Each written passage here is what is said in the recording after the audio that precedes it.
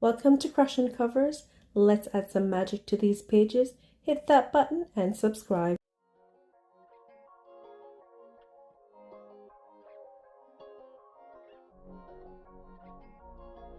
Hey everyone, welcome back. I am doing shades of yellow. Yes, yellow. It's a challenge that I have decided to try. The word is try. So I have all my yellows in no particular order, and I just randomly pick up a shade and just applied it, and in no premeditated thought out idea or way of actually creating this page. I just randomly pick up a color and start working with it. So it is a challenge, and you get to sit through this process with me to see what the outcome would be.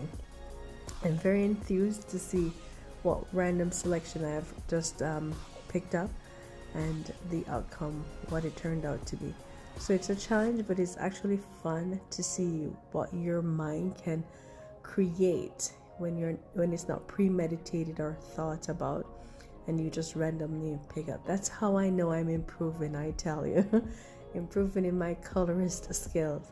Just randomly pick up a color without even swatching it or looking at my swatch, and just figuring out if it would actually work or how would I design this creature. The fun thing about it that these creatures are just so cute and ugly at the same time that it doesn't even matter what color you put on, it just works.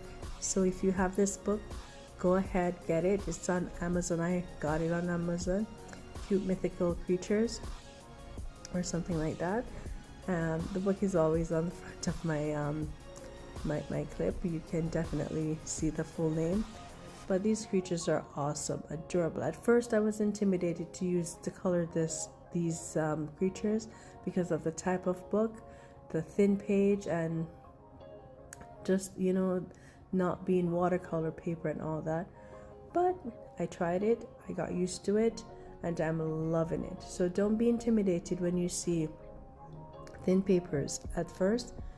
Give it a try, and over a period of time you might end up loving or liking or getting used to actually coloring on it or applying color to the paper. So when you're a colorist, you not only learn how to tell a story with your artwork or with your colors, but you also learn how to manipulate the paper to tell that story. So there's a lot of stuff that you are working with and dealing with. So remember that being a colorist is just more than applying a color or any color to paper or any medium.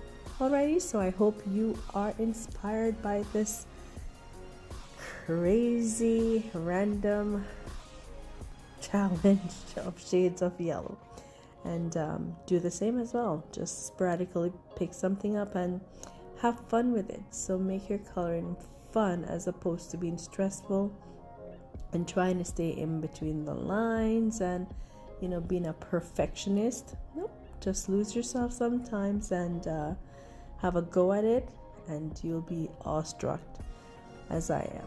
Alright, so thank you so much for tuning in. Remember to subscribe if you do not know who I am. I am Tracy Ann, your local colorist, and it's a pleasure to bring you these tutorials. Grab your ADAXI markers and this book that I got on Amazon, and let's color along and tell a story. And a beautiful story. Alright, see you soon.